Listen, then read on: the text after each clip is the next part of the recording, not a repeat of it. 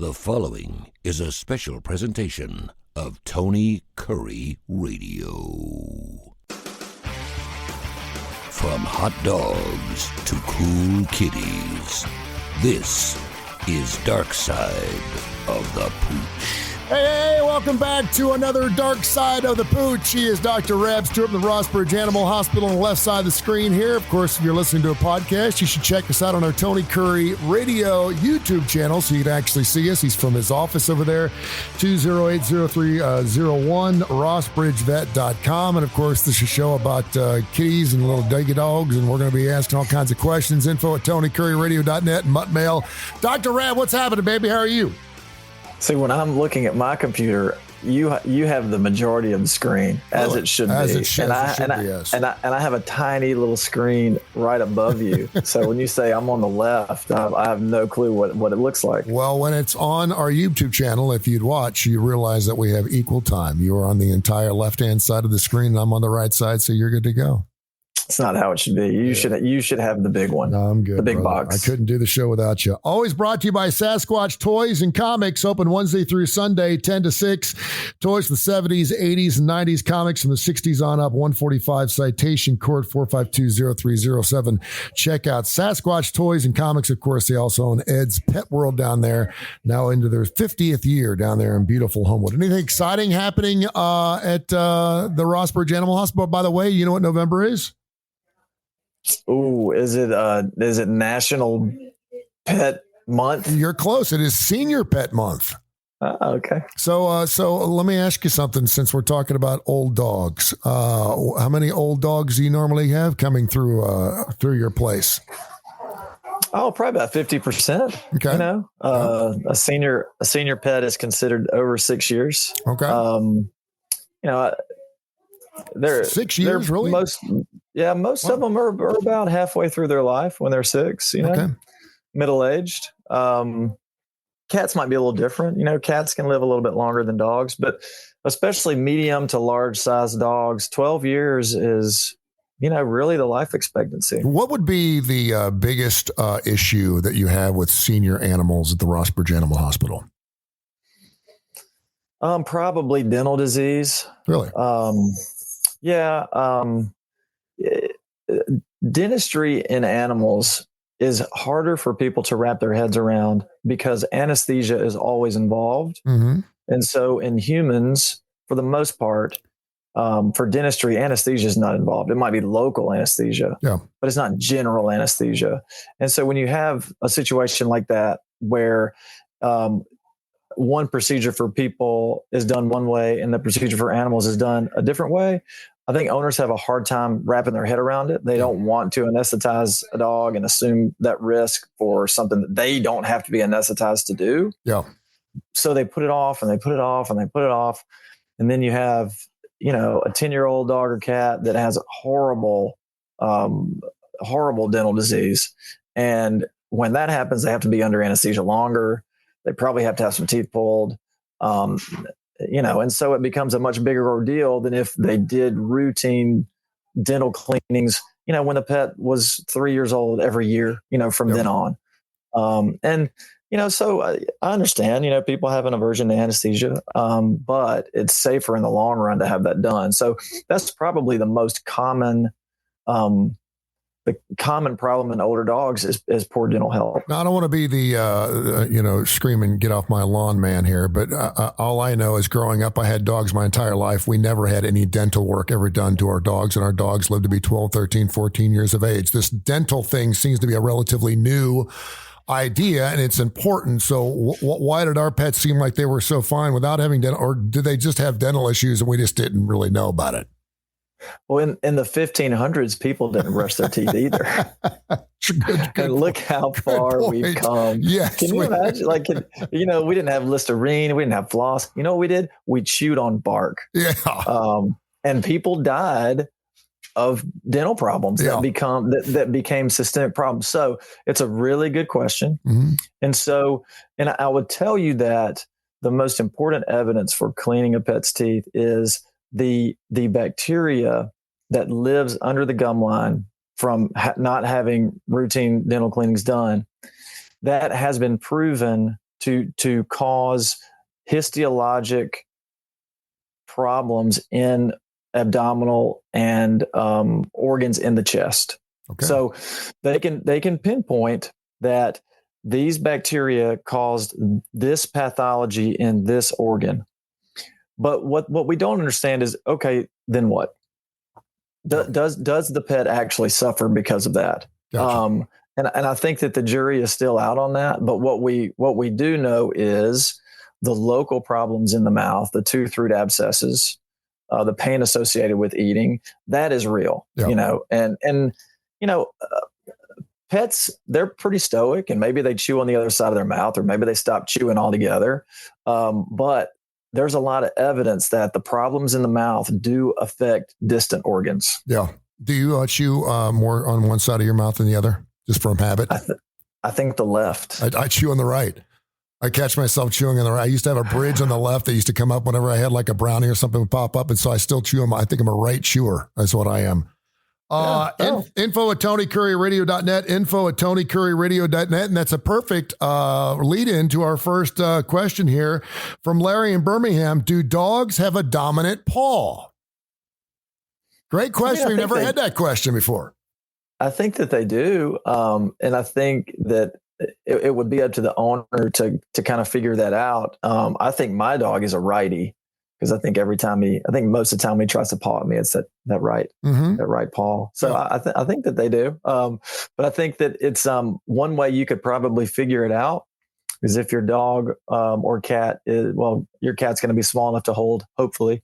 But if you have a dog that can be lifted, pick it up and walk it towards a counter or table, and take it so that its feet kind of just bump that counter at the same time, and whichever foot they put up first is probably going to be their dominant paw. There you go. And can you tell anything? I mean, I know that we have a lot of presidents, the United States of America presidents that are lefties. Does it say anything about an animal if it's a lefty as opposed to a righty? And what are the numbers there? Do you know? I think if they put their left paw up, I think they're more prone to paint doo-doo pictures with their paws. To be liberal, outside, they're going to be artistic with their poops. Maybe there you go. Maybe they'll paint you a picture. It'd be interesting to look at different breeds to see if there's some breeds that are more lefties than righties, like smarter breeds. Yeah, maybe so. It could be. Let's get that. Hey, let's get that study funded. Yeah. In case you didn't notice, last week was Halloween, and so it's Christmas time. We're blowing past Thanksgiving. It's Christmas. I got Christmas lights up in my neighborhood. It's unbelievable. Deanna in Tannehill wants to know, now it's holiday season, what animals or what plants, should I say, are animals toxic to? Is it holly? She said heard about poinsettia leaves. They're supposed to be poisonous. Mistletoe. She's heard that if a dog eats Christmas tree bristles, that it can tear up its stomach. Give me some plants around the holiday season that could be detrimental to our animals. Man, she just named a bunch of them. Yeah. One that she left off are lilies. Mm-hmm. Lilies can be toxic, especially to cats. Okay. What did she name? Holly, Christmas trees, poinsettias, and mistletoe. Yeah, poinsettias are a big one for sure. There's something interesting about avocado pits that have a tendency to be toxic as well. Really? I've read some reports on that. But those are all good ones. Yeah. Avocado pits, not avocado, but the pits itself. The pits. Yeah.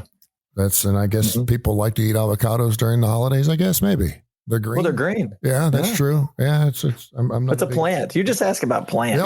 Christmas plants. That's true. So what is the toxicity? What is the issue with, say, a poinsettia? What's in a poinsettia plant that make an animal sick, and what would happen? They just throw up a lot? That's a good question. I don't actually know what the toxicity is. I don't know what the toxin is called. Let's see. This is good radio, by the way. At least we're getting your answers. Let me see what it is. Yeah. Oh, it says it contains chemicals similar to detergents. Oh, okay. So it's like a Tide Pod. There you go. You don't want to eat that. Info at TonyCurryRadio.net. Darkside the Pooch brought to you by Sasquatch Toys and Comics. Open right there.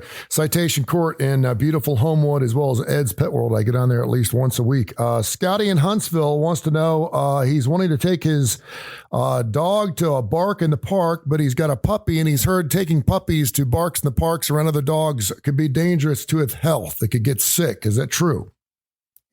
It's true to some degree. I would be cautious, and I would avoid places like that unless a pet has had at least 3 distemper parvo vaccines, and preferably 4 distemper parvo vaccines.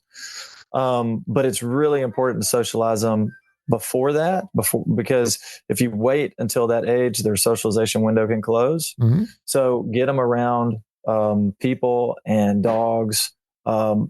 Dogs that you know are not sick. That's what you want to do. So from the age of 6 weeks to the age of 16 weeks is a really important socialization window for dogs. But you just have to be really selective. So in that window, I would say don't go to any dog parks, don't go to any big play days and things like that, because they don't have the immunity that you would want them to have to things like parvo and distemper, which are 2 really important viruses. All right. Helen in Jackson, Mississippi wants to know, is separation anxiety in pets real? Oh yeah, it is. It is very real. There's tons of research on it. There's tons of medication. Well, I shouldn't say tons, but there are a handful of medications that we use to treat it, in conjunction with a training plan, to try to help them not be so anxious. And there's a bunch of different schools of thought behind that. And there's, a bunch of different methods to try to get them to not have separation anxiety or situational anxiety. So it is definitely real. That is why there are veterinary behaviorists that are specialized. They go to extra vet school. They go to vet school like I did, and then they do a residency in behavior. So it is definitely real. Is there a way to find out if your animal does have separation anxiety? I mean, unless you're having it, if you kennel it, it's kenneled, I guess you don't know it. It gets excited because every dog gets excited. You leave for 5 minutes. It gets super excited like you've been gone for days when you get home. Mm-hmm. But how can you tell if your dog is suffering separation anxiety? Usually they're either doing a ton of damage to your stuff when you're gone, mm-hmm. Or they're doing damage to themselves. And sometimes those things go hand in hand. Okay. So if you're home and they're pretty chill, yeah. And then you leave and you find that they've chewed up baseboards or they've destroyed your couches or your pillows or your shoes. I know that you've struggled with that at times. I had the same problem last week. Yeah. So, they're probably suffering from some level of separation anxiety because, even if it's boredom, that's still, you can still, categorize that as separation anxiety. Is there any dog out there you think that actually likes to be alone? I mean, I'm going to church yesterday and the dog's like, finally he's leaving, get out of here. I want to be alone. Do dogs like alone time? My dog loves when we leave because if we leave any food on the counter, he's going to get it. So I think that if there's food in question, then he can't wait for us to leave. All right. But see, that's not separation anxiety. They just want food. They're not tearing stuff up. They're not tearing food up. They just want food. Yeah. All right. Tim in Fort Walton wants to know, why do my dog's paws smell like corn chips? We've had that question, I think, before, and I've never gotten close enough to my dog's paws to sniff them, but they do smell like corn chips, like Fritos. It's a yeast infection when that smell's there. So the way to figure it out is you just get some skin cells and look under the microscope, and it's really obvious if they have the common type of yeast is called Malassezia. So you're going to see that on the microscope, and then you can treat accordingly. But that's probably what it is. And would that be why a dog licks his paw a lot? Initially, it is probably not why it licks. There's another reason that it licks. And then the moisture that is in that area will lead to the yeast growing. And then once that happens, they are licking because the yeast is there. But they're also, for whatever the primary reason they were licking, they're also still licking because of that. The yeast just make it worse. I have a yeast infection over here because I got my dog, Rainer's been licking his right paw a lot. Like to the point where it's soaking wet. That's a yeast infection. Potentially. They can also get bacterial infections, but usually that classic smell that is in the email is yeast infection. It's been a long time since I've had a yeast infection in the Kurre household. Has it been a long time since you rock and rolled? No, it hasn't been a long time since you rock and rolled. No, I rock and roll 24 hours a day. What are you talking about? Edgar in Fort Payne wants to know, does getting a dog spayed or neutered change their personality? Now, you know my story about Freddie Dog, where I actually saved his nuts and put him on top of the refrigerator. Didn't change a thing. But I know a lot of people think that by having taking away his manhood, that it will change his temperament. Is that true? Yeah, lethargic. Yeah. Their energy level can go down a little bit. So, the big answer is yes, probably. Makes them a little. You're freezing up a little bit. We'll work our way through it. If you can hear me, less energetic. Yeah. What do dogs know when they have something like that? When they're spayed or neutered, do they know that they've had something done to them? I think when they wake up, they're probably, a little, out of their normal state. Yeah. So I think that they realize that there's something wrong. But when it comes to, do they realize that they've been altered surgically? I don't know that they I don't think they know that. I think that they know that they feel really strange for maybe a couple hours, but that's due to the anesthesia. I don't think they ever really put two and two together that, they were either neutered or spayed or whatever. Like, I can't believe you just did that to me, kind of thing. Yeah. I don't think that they understand what happened. I think that they know that something is off, and it's because of the anesthesia. Yeah. Dr. Rab Stewart, RossBridgeVet.com, 208-0301. If you want to have your dogs boarded or your kitty cats boarded for the holidays, please call them early. They're always banged up big time. It's brought to you by Sasquatch Toys and Comics right there in beautiful Homewood. They do a wonderful job down there. Just opened up earlier in October, Wednesday through Sunday, 10 to 6. Toys from the 70s, 80s, and 90s, comics from the 60s on up right there, 145 Citation Court. Check them out. Ida in Birmingham wants to know who's usually more friendly, female dogs or male dogs? I think it just depends on the dog. Okay. I think it depends on just the individual dog. I don't think that you have males or females that are more friendly. I think it's all just the personality. Okay, there you go. What's been happening at the Rossbridge Animal Hospital? Anything exciting over the last 7 days since we've talked? Anything you want to share? Man, I don't remember if we've talked about this or not, but we recently, if we did, stop me, but we recently got a bunch of new dental equipment, and that's kind of why probably the dental stuff was on my mind this morning. Yeah. But we recently have started doing dental x-rays and things like that. So there are practices that are doing that. It's becoming more and more common.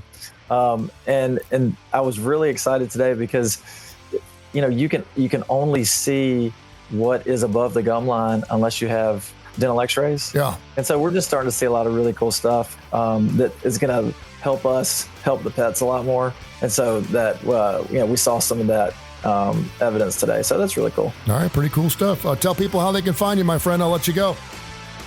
You can call us at 208-0301. You can find us on Facebook, Rossbridge Animal Hospital, or you can email us, rossbridgeanimalhospital@gmail.com.